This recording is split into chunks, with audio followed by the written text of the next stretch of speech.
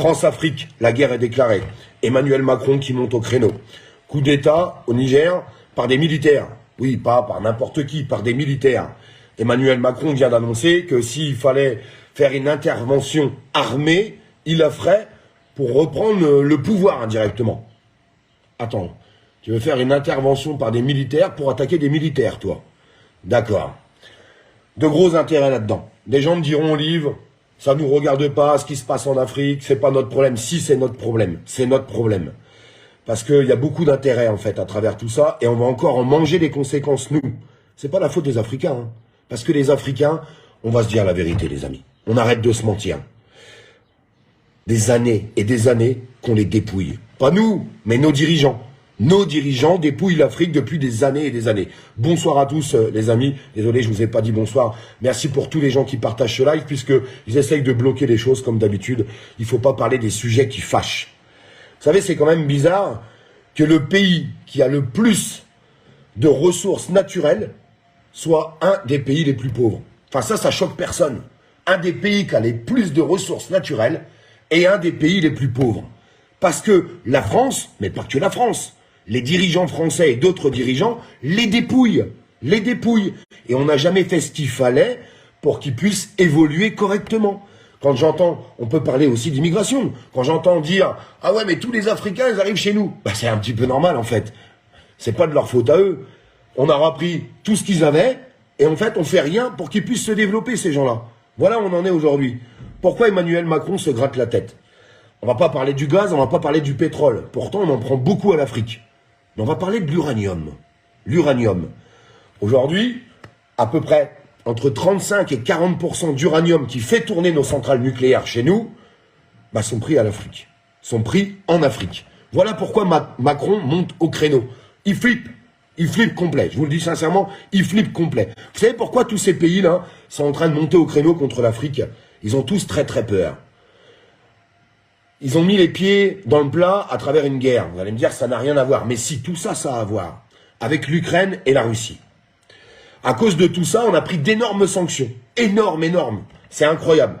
La preuve, allez voir le prix du gasoil. D'ailleurs, le gasoil qui est en train de monter. Il est en train de repartir en flèche. À partir de demain, quand vous allez allumer la lumière chez vous, ça sera 10% plus cher. Et vous le savez, les amis. Ça, vous le savez. À cause de toutes ces sanctions. Mais on misait un petit peu sur les pays africains. Puisqu'on les dépouille. Bah, ils voulaient les dépouiller encore plus. Mais là, ils sont en train de dire stop. Parce que, il y a entre ce qui se passe au Niger, mais en fait, c'est toute l'Afrique qu'on a marre. Toute l'Afrique, alors, ils ont un mauvais regard sur les Français, ben oui, parce que eux, pour eux, c'est la France qui les dépouille. Mais il faut qu'ils comprennent, d'ailleurs, il faut leur adresser ce message aux Africains, nous, on n'y est pour rien. On n'y est pour rien. La preuve, on dénonce les choses. Merci pour tous vos partages, parce que ça a du mal à partager ce soir, et puis le live était beaucoup bloqué. Nous, on n'y est absolument pour rien, c'est nos dirigeants. C'est pour ça qu'il faut le crier haut et fort. C'est pour ça qu'il faut partager un petit peu les choses, pour dire qu'on n'est pas d'accord avec tout ce qui se passe aussi là-bas. Et puis là, coup de tonnerre. Coup de tonnerre. Alors qu'on a expliqué à tout le monde, mes amis, que Poutine était détesté de tout le monde. De tout le monde. Il y a eu ce sommet en Afrique, avec 49 dirigeants africains sur 55 qui étaient présents, et puis des accords sont en train d'être passés. On va regarder un petit peu tout ça ensemble. Je voudrais déjà vous faire voir une vidéo que je trouve très représentative par rapport à ce qu'on est en train de dire, qu'ils sont complètement dépouillés. Cette exonération fiscale représente à peu près 22 à 30 millions d'euros par an. Que l'uranium représente 70% des exportations du Niger et ne rentre que pour 4 à 6% dans le budget de l'État. Il faut aussi savoir, mes chers collègues, qu'une ampoule sur 3 en France fonctionne grâce à l'uranium du Niger et que 90% du peuple du Niger n'a toujours pas accès à l'électricité et qu'il est un des pays classés dans les derniers. C'est quand même vachement représentatif. Je vais revenir sur les sanctions.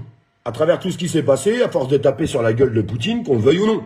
Je dis pas que c'est un homme exemplaire, Poutine, c'est pas ce que je suis en train de dire. Mais on avait Bruno Le Maire qui nous expliquait, nous allons assécher économiquement la Russie. La Russie est en train d'assécher économiquement l'Europe. Voilà ce qui est en train de se passer. Et qui en paye les conséquences? C'est encore nous. Ils viennent de couper le contrat de céréales, exportation de céréales avec l'Europe. Du coup, Poutine, bah, il a trop de céréales. Bah, vous savez ce qu'il a décidé? D'offrir des milliards de tonnes à l'Afrique. Des milliards de tonnes de céréales à l'Afrique.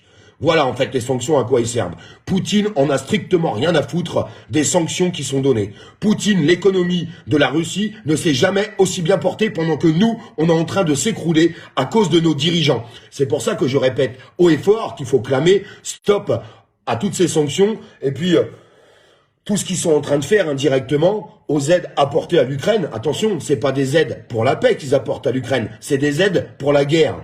Je vais vous dire quelque chose. En fait, tout le monde est en train de réaliser quelque chose de très simple.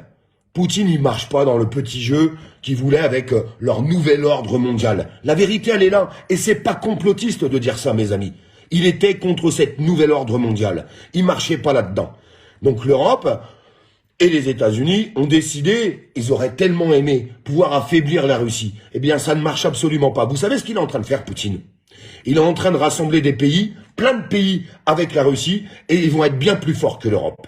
Et c'est eux qui vont finir par nous écraser à cause des décisions, encore une fois, des gens qui nous dirigent. Voilà où on en est aujourd'hui. Voilà ce qui est en train de se passer. Poutine a été encore plus loin. Il vient de dire, nous allons offrir, j'ai bien dit offrir, 20 milliards. 20 milliards aux pays les plus pauvres d'Afrique. Vous savez, nous...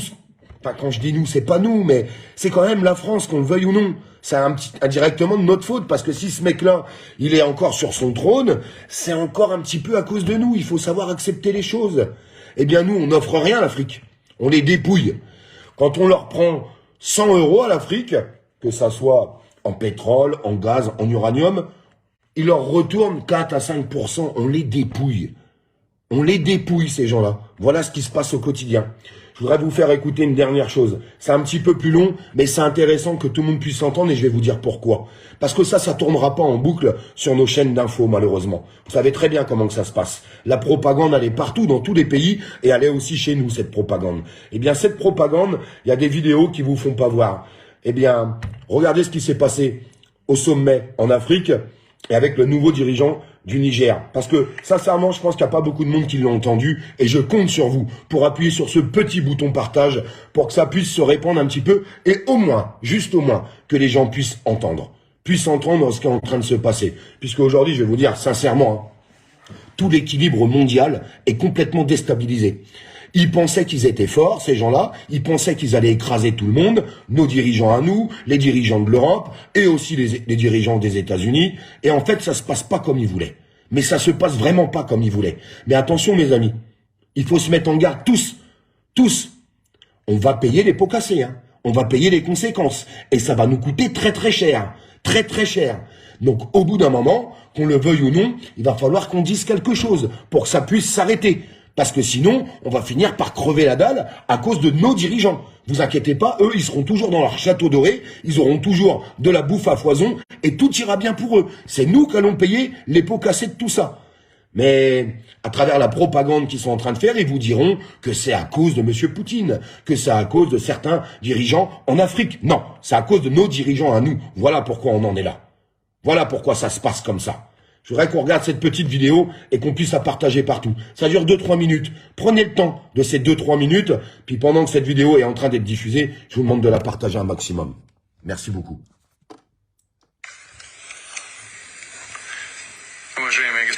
Cher Monsieur le Président, chers amis, avant tout, je tiens à vous exprimer ma gratitude d'avoir répondu à notre invitation et être venu ici pour participer aux travaux du deuxième sommet Russie-Afrique. Je pense que vous serez d'accord avec moi que cette rencontre a été utile, diverse. Chacun a pu exprimer son opinion, ses opinions étaient diverses. Mais d'une manière générale, l'ensemble des travaux s'est déroulé dans une atmosphère d'attention, d'amitié et de recherche de solutions. Au cours du sommet, nous avons parlé de diverses sortes d'aide et de coopération avec l'Afrique. Nous avons pu remettre les pendules à l'heure sur un certain nombre de points pour continuer à travailler ensemble. Les relations entre la Russie et le Burkina Faso revêtent un caractère amicale et nous avons fêté l'an dernier le 55e anniversaire de l'établissement de nos relations diplomatiques. Je sais que vous éprouvez de l'intérêt et du respect pour la Russie et je suis heureux de l'avoir entendu hier dans vos propos lorsque vous êtes exprimé brièvement, et nous donnons nous aussi une importance particulière à nos relations avec le Burkina Faso. Vous avez permis le rétablissement de l'activité diplomatique et consulaire de l'ambassade de Russie qui avait été fermée depuis la fin des années 90. J'ai une petite pause là-dessus. La réouverture de l'ambassade de Russie pendant que l'ambassade de France a brûlé. Tellement ils en peuvent plus en fait des dirigeants français. Tellement ils en ont marre. On n'est plus accepté à cause de nos dirigeants. Aujourd'hui, les Français, ils ne veulent plus les voir en Afrique parce que nos dirigeants ont fait tellement de merde qu'ils peuvent plus nous gaufrer. Et je les comprends. Et je les comprends parce qu'à force de dépouiller un pays, voilà, on en arrive. Merci pour vos partages. Continuez de partager. Écoutez surtout la suite. Ça va pas tourner à BFM TV, ça. Je vous jure que ça ne tournera pas là-bas. Un essor important à nos relations. Et donc, votre Premier ministre était venu en Russie et nos ministères de la Défense se sont entretenus. On voit un enrichissement aussi des relations au niveau des relations parlementaires et nous sommes prêts à travailler avec vous pour faciliter l'essor des relations économiques et commerciales.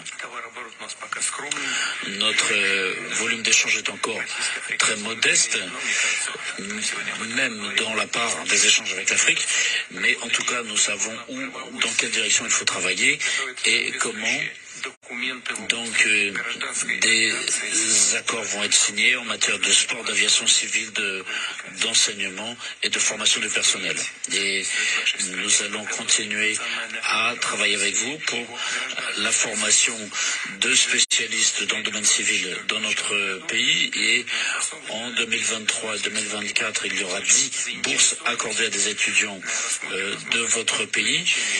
Et nous pouvons évidemment travailler à augmenter le nombre de ces bourses.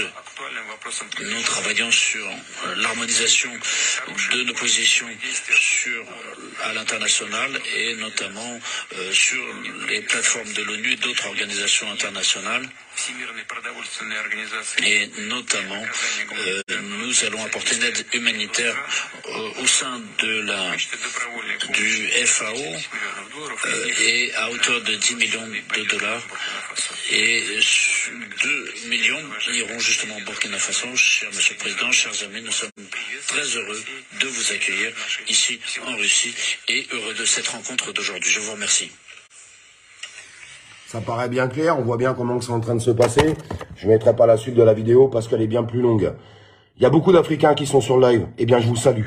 Je vous salue. Et je voudrais vous passer un message. Je sais qu'il y a des Français qui sont en Afrique, mais il faut savoir quelque chose. Et je vous demande de partager ce live jusqu'en Afrique, parce que je sais que c'est possible. Je vous demande, s'il vous plaît, de l'envoyer en Afrique. Les ressortissants français qui sont en Afrique n'y sont pour rien. Il y a des gens qui ont décidé de vivre en Afrique parce qu'ils aiment ce pays. Ils n'y sont pour rien, c'est nos dirigeants. Nos dirigeants qui mènent tout ça. Mais les ressortissants français qui sont encore en Afrique n'y sont pour rien et je veux que ce message soit entendu. Et la plupart des Français et la plupart des citoyens français n'ont strictement rien contre les Africains. C'est nos dirigeants qui vous dépouillent. C'est nos dirigeants qui vous maltraitent. C'est nos dirigeants qui vous prennent pour des abrutis. Nos dirigeants. Malheureusement, nous sommes aussi victimes de nos dirigeants aujourd'hui en France. Et il faut que ce message soit entendu.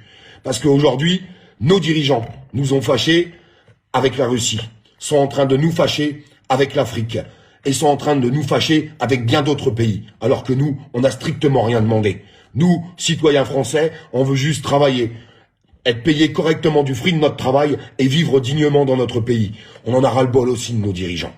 Strictement ras-le-bol. Alors que vous vous en preniez à nos dirigeants, que bien se fasse.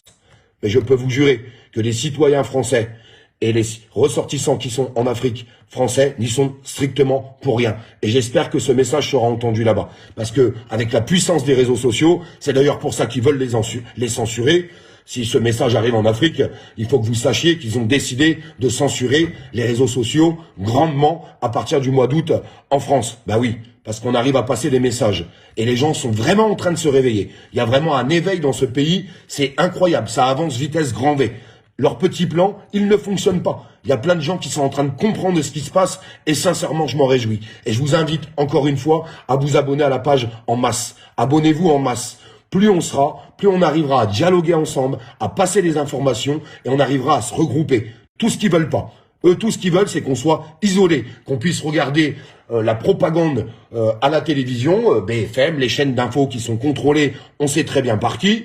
Et c'est tout ce qu'ils veulent. Ils veulent surtout pas qu'on parle entre nous.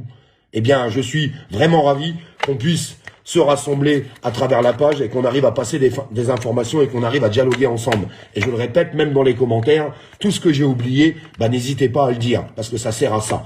Ce qui sert, c'est qu'on avance ensemble. Même si on peut pas toujours être d'accord sur tous les sujets, c'est tout à fait normal, on est juste des êtres humains.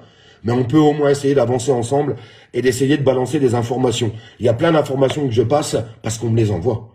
Grâce à la page, on arrive à toucher beaucoup de monde. Eh bien, c'est génial. Quand on m'envoie des informations, j'arrive pas à tous les passer. Je reçois des milliers de messages. Mais tout ce qui me semble très important, j'essaye de le faire au quotidien. Et je vais continuer à le faire jusque quand je sais pas. Jusqu'au moment où ils fermeront peut-être mes réseaux sociaux. Parce que je viens de subir une attaque. Je sais pas si je peux vous en parler là. Je vous montrerai les preuves. On vient de refermer tous mes comptes bancaires. Alors, tous mes comptes, j'en avais plus qu'un. Mais il y a déjà 1 an et demi, on m'avait fermé mes comptes bancaires en France. Ils viennent de me fermer mes comptes bancaires. Alors je vais laisser les rageux parler, et puis je vous ferai voir. Je vous ferai voir les preuves dans la semaine. Là, j'étais censé être en vacances avec ma chérie, puisque je l'ai demandé en mariage. J'étais censé prendre un peu de temps, mais c'était très important pour moi de faire ce live aujourd'hui. Et puis, ils ont fermé mon compte bancaire. J'ai reçu, là j'ai exactement 60 jours pour enlever les fonds qu'il y a sur mon compte. Bon, je vous rassure, il n'y a pas grand-chose. Ça va pas aller chercher bien loin. Mais toutes ces attaques, j'en ai ras-le-bol. Un jour, je pense qu'ils feront ce qu'il faut pour que j'arrête de l'ouvrir. C'est une certitude. Mais c'est pas grave. Heureusement, j'ai aujourd'hui, je peux dire à l'international, des gens qui m'aident autour de moi et qui m'apportent des solutions. Ça, c'est important. Ils m'aident en m'apportant des solutions. Je lâcherai pas. J'irai jusqu'au bout. J'irai jusqu'au bout des choses. Je les lâcherai pas. Je ne les lâcherai pas. Par contre, ils sont bien plus forts que moi. Le jour où ils vont vouloir me faire du mal, ils vont me faire du mal. Que ça soit du mal, c'est pas forcément physique. Qu'on se comprenne bien. Donc j'ai besoin de votre soutien. Sincèrement, j'ai besoin de votre soutien. Parce que je vous jure que je vais pas lâcher. Je vous jure que je vais pas lâcher. Je vais laisser un petit peu de temps. Les gens me diront, t'as pas à te justifier. Mais je me justifierai quand même. Je vous ferai voir quand même la fermeture de mes comptes. Et je vous ferai voir comment que ça se passe. Ça se passe à travers un message qui tient sur 5 lignes. Voilà comment que ça se passe dans notre pays quand tu ouvres ta gueule. Ça se passe comme ça. Entre les médias qui essayent de te défoncer, qui essayent de te faire passer pour ce que tu n'es pas, ça c'est leur grande habitude, et bien après on t'attaque un petit peu plus loin. Et puis petit à petit, ils vont aller un peu plus loin, un peu plus loin, un peu plus loin. Merci pour tous vos abonnements. S'il vous plaît, je vous demande de partager ce message, qu'il soit encore une fois entendu.